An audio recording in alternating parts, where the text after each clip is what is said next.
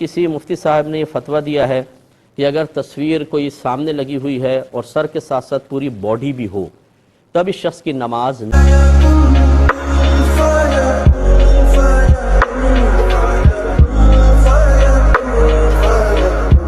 اعوذ باللہ من الشیطان الرجیم بسم اللہ الرحمن الرحیم خواتین و حضرات السلام علیکم ورحمۃ اللہ وبرکاتہ۔ کسی مفتی صاحب نے یہ فتویٰ دیا ہے کہ اگر تصویر کوئی سامنے لگی ہوئی ہے اور سر کے ساتھ ساتھ پوری باڈی بھی ہو تب اس شخص کی نماز نہیں ہوگی، لیکن اگر دائیں بائیں ہے تو نماز ہو جائے گی۔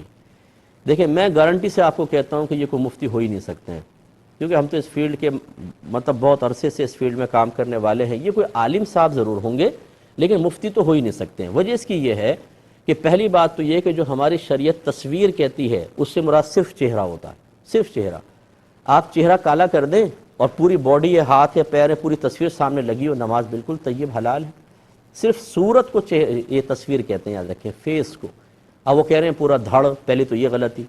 دوسرا غلط فتویٰ یہ ہے کہ اگر تصویر سامنے بھی ہو اور آپ جان بوجھ کے نماز پڑھیں، نماز پھر بھی ہو جائے گی، مکروہ تحریمی ہوگی، یعنی اس نماز کو دوبارہ لوٹانا واجب ہے۔ یہ کہنا کہ نماز ہی نہیں ہوگی، یہ میجر مسٹیک ہے۔ کیسے نہیں ہوگی نماز؟ کہاں لکھا ہے قرآن و حدیث میں؟ تو اس کا مطلب ہے کہ وہ حقیقتاً مفتی صاحب نہیں ہیں۔ ہمارے ہاں آج کل میڈیا پر یہ بہت کچھ ہو رہا ہے، جیسے رمضان میں تو خاص طور پہ دیکھیں، میں بہت سے کو میں جانتا ہوں جنہیں غسل تک کے مسائل نہیں آتے، وہ مفتی بن کے بیٹھے ہوتے ہیں، اپنے نام کے ساتھ تعارف کروا رہے ہوتے ہیں، جی مفتی فلاں، اور وہ خوش ہوتے ہیں۔ مطلب یہ کہ آدمی ویسے اگر میں بالکل فقیر آدمی اور کوئی مجھے کہے جی کروڑ پتی مفتی صاحب، اور میں اس پہ خوش ہونا شروع ہو جاؤں، تو یہ تو حیرت کی بات ہے کہ بھائی میں ہوں نہیں اور خوش ہو رہا ہوں۔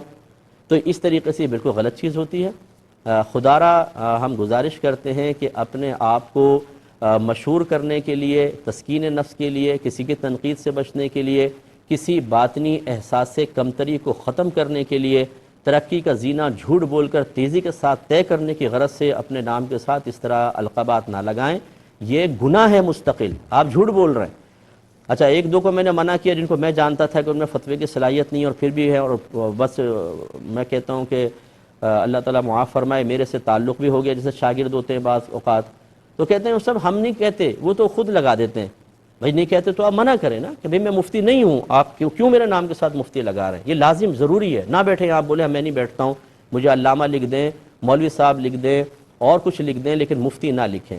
تو خلاصہ کلام یہ کہ کوئی برا نہ مانے، میں نے کسی پرٹیکولر شخص کے بارے میں نہیں کہا ہے، لیکن جب ایک عالم دین کہلانے والا خود جھوٹ بول کر میڈیا پر بیٹھ کر اور لوگوں کو غلط مسئلے بتا رہا ہو، تو بتائیے کیا وہ قابل تعظیم ہے؟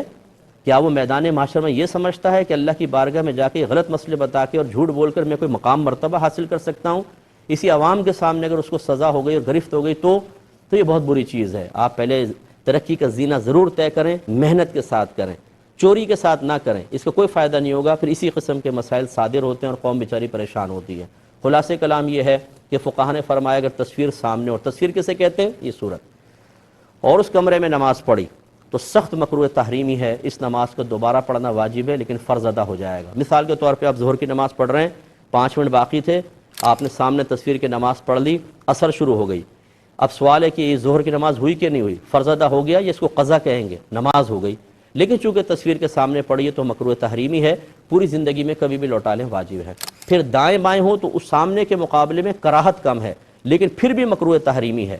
ہاں، پیٹھ پیچھے ہو تو اس میں ذلت کا پہلو نکل آیا، کیونکہ سامنے زیادہ تعظیم، ادھر بھی ہو تو تعظیم لیکن کم، ادھر بھی کم، تو سامنے زیادہ مکروہ تحریمی، ادھر تھوڑا کم، لیکن تینوں کے صورتوں میں نماز کو لوٹانا ہوگا۔ اور پیٹھ پیچھے ہو تو مکروہ تنزیہی ہوگی، کیونکہ اس میں تصویر کے لیے ذلت کا معاملہ ہے، تو جب نماز میں آپ تصویر کی تعظیم نہیں کر رہے تو نماز مکروہ تنزیہی ہے، یعنی نماز ہو جائے گی اور اس کو لوٹانا بھی لازم نہیں ہے۔ یہ ہے صحیح مسئلہ۔ تو چنانچہ امید ہے کہ اگر کسی صاحب نے ایسا کوئی کہا ہے تو وہ حقیقتاً مفتی نہیں ہیں، ان کو فالو نہ کیا جائے۔